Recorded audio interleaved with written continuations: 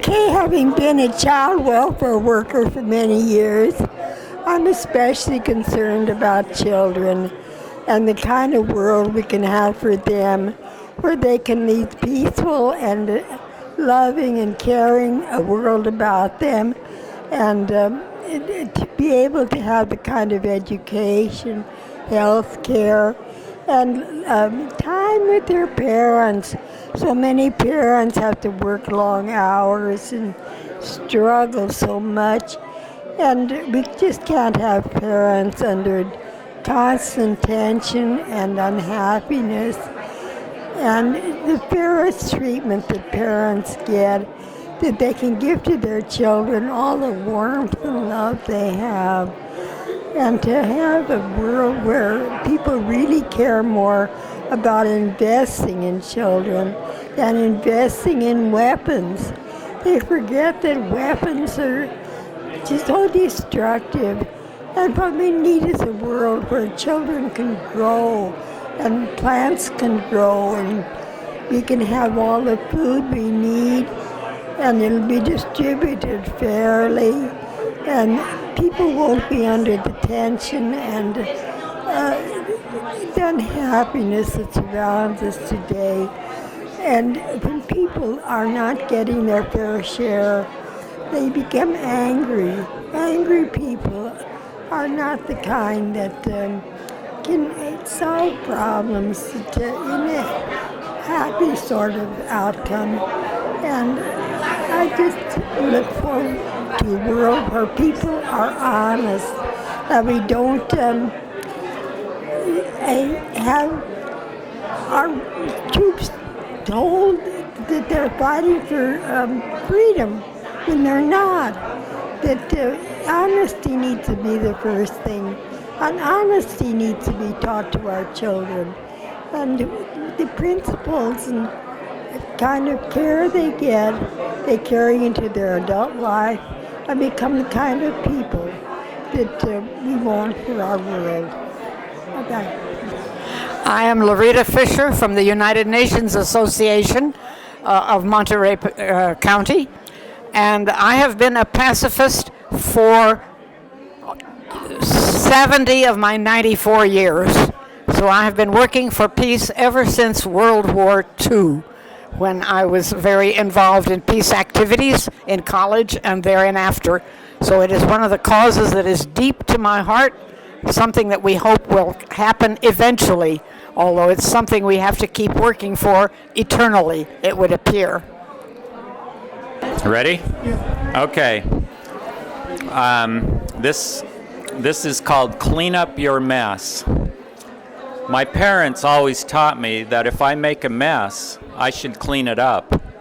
This is done, of course, to help me learn a lesson. And if I learn my lesson well enough, the hope is that I will not make that kind of mess again.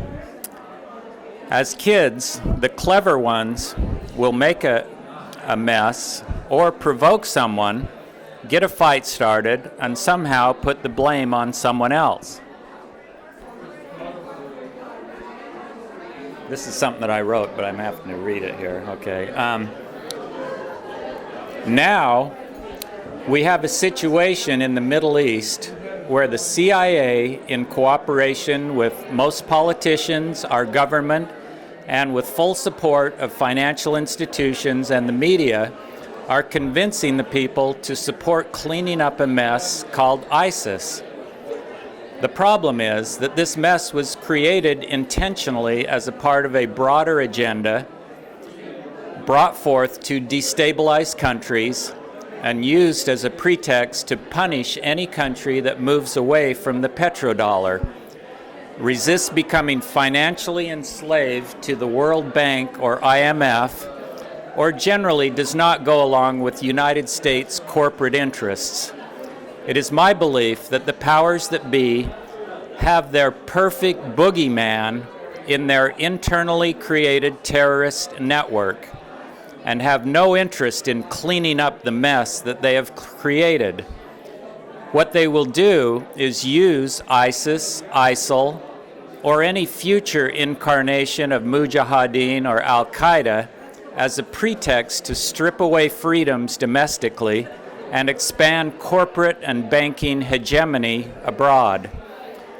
The fact that this creation has gone out of control, much like a trained dog that has become rabid goes out of control, actually is a bonus for these globalists who will use this to prove that they are protecting us from these evils. It is called problem, reaction, solution. They will continue to fund them through third parties covertly and fight them overtly, but will never eradicate these boogeymen. The outcome will be more control over a larger area for the globalists and restricted freedoms and debt slavery for everyone else. This all traces back to private central banks and a dishonest monetary system installed by a private banking cartel designed to enrich the cartel members and enslave the lower and middle class.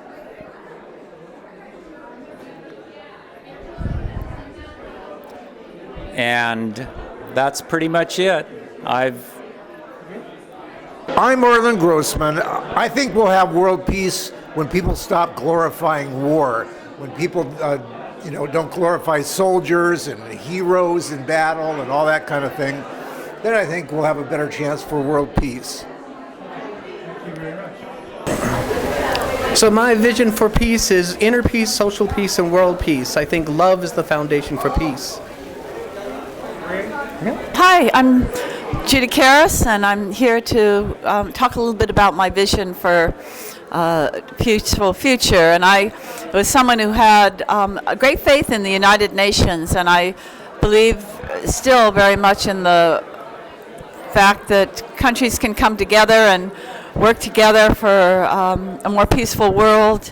And I have hope that the United States will join the International Criminal Court, which we have not joined yet. I am someone who believes very much in democracy and people having the right to say what they believe their future should be. I have been very disappointed in our government and the amount of money that we put toward military spending. I feel that we should have a very small defensive military and be not going all around the world. We should shut down all the bases overseas. I have felt that for many years that we've done a disservice to our fellow country people by allowing people to become homeless because of our misplaced priorities. I'm not doing a lot of good thinking right now, but I really appreciate Hebard for all the work he's done in helping people to understand issues before us by bringing programs on, putting them on Access TV. Thank you. Hi, I'm Akin Miller. I'm a resident of Monterey County. I'm on the board of the Peace and Justice Center, and I also work with the NAACP. My vision for peace, I would say, is reflected in my entire life philosophy. I would say I consider myself a revolutionary and a child of the 60s, and the dreams and the imaginations that we had in the 60s of a world of peace and love has not died. I'm also a utopian, and my background is in architecture, and I've always envisioned a world of beauty and sensitivity and cooperation. I would think that as a student of architecture, I had a vision of the world as being progressive and man using our senses to create a technology that affords for a good lifestyle for the entire planet.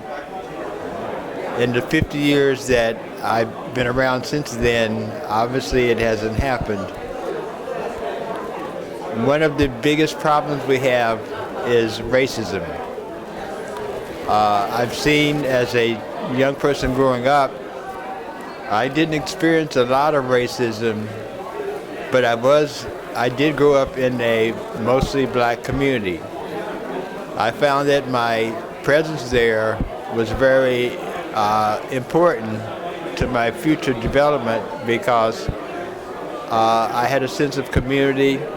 I was involved in the church through my grandmother, which led me eventually to discover, I would say, my spiritual path, which is Tibetan Buddhism, back in 1995. Obviously, as a Buddhist, I am seriously striving toward world peace. I wish for world peace. I see that we're falling behind. We're actually going backwards in the U.S. I have a major problem with the U.S. government as it's been functioning. I find that I am totally appalled when I look at social media, and Facebook especially, because it provides me with information that I didn't have before, of all the lynchings and all of the Jim Crow activity that's occurred throughout history, from the beginning of the presence of Africans on the American continent or in America, has been one of misery. And I would say that it's disappointing because it takes me well below what the image of our democracy has been in the sort of school books and our founding fathers. I totally respect the document of the Constitution and the Bill of Rights. In looking at other philosophies or political statements, I find that it is an enduring document, and it's something that I could really support if we would abide by it.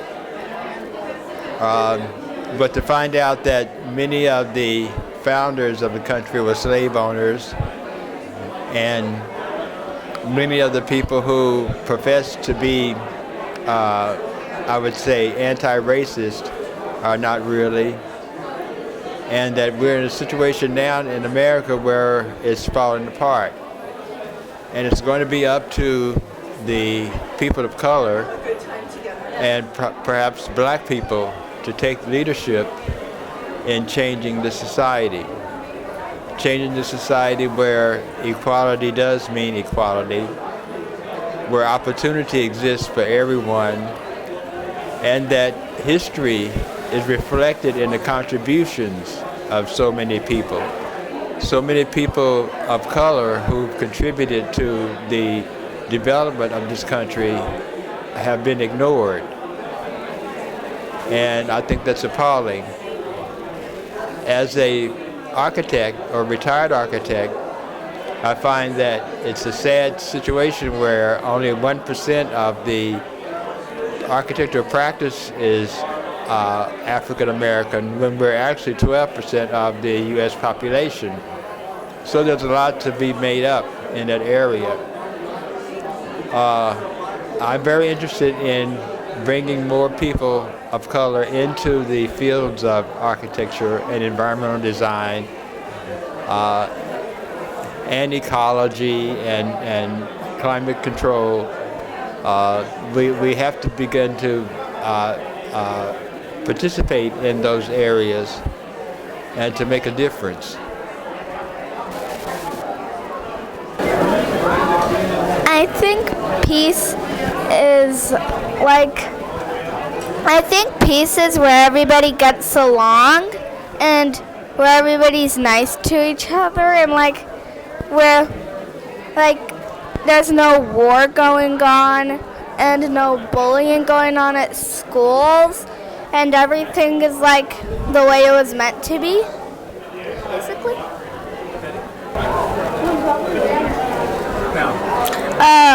I envision peace as when nobody's fighting or debating because they don't have to debate about world problems, and I envision peace where there's no killing and there's no war and there's no vandalism or anything like that, and where everybody's like one whole community and everyone's involved in like, and everyone loves each other and stuff.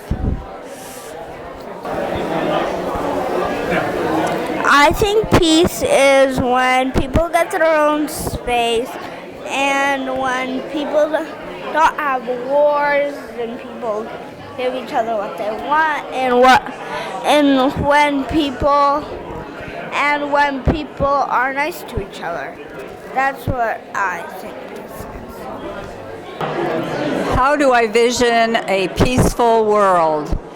My name is Peggy Olsen. I'm with the Women's International League for Peace and Freedom, and a world without war is something that we have been working for 100 years.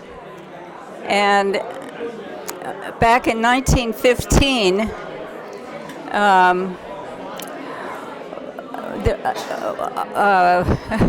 to talk to heads of countries to beg them to stop World War I.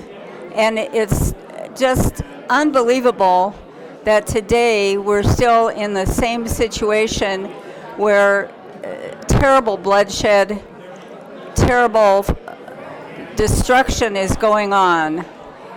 We need to vision a peaceful world, which would have to be a world where people resolve conflicts by talking about, listening to the concerns of people we might think are terrorists, but they're angry for a reason.